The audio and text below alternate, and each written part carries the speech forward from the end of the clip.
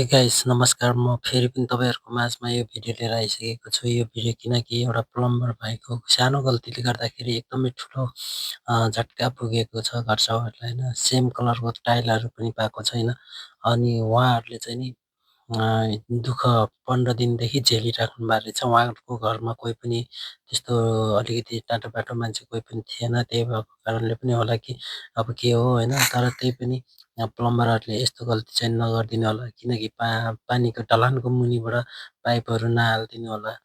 मेरो आग्रह यही छ होइन। प्लम्बर साथीहरूलाई मैले यही आग्रह गर्दछु, ढलानभित्रबाट पाइप चाहिँ नहालिदिनु होला, वालबाट काटेर हालिदिनु होला भन्न चाहन्छु। किनकि पछि गएर फल्ट भइहाल्यो भने पनि ढलान मुनिबाट गरेको चाहिँ नि राम्रो हुँदैन। यसरी टाइल फुटाल्नुपर्छ होइन गाइज।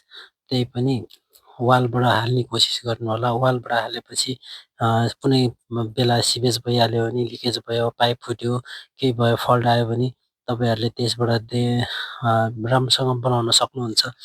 तर यो ढलान मुनिबाट हाल्नुभयो भने पुरै टाइलहरू रिमुभ गर्नुपर्ने हुन्छ, पुरै फुटाल्नुपर्ने हुन्छ होइन। त्यो झन्झट गर्नुभन्दा तपाईँहरूले त्यो झन्झट नगर्नु होला। एकछिनको दुःख हो। वाल फुटालेर राम्रोसँग काम गरिदिनु होला। म प्लम्बर साथीहरूलाई यही भन्न चाहन्छु। किन भन्दाखेरि यहाँ धेरै नै फल्ट आएको थियो।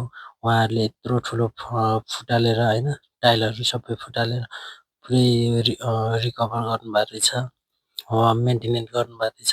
तर त्यो चाहिँ नि साथीहरूलाई चाहिँ म यही भन्न चाहन्छु कि प्लम्बिङको काम गर्दाखेरि एकदमै ध्यान दिनु होला।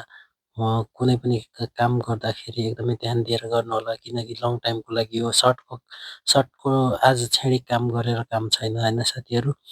तर तपाईँहरू एकदमै राम्रोसँग काम गरिदिनु होला, राम्रोसँग गर्नु होला, त्यही भन्न चाहन्छु।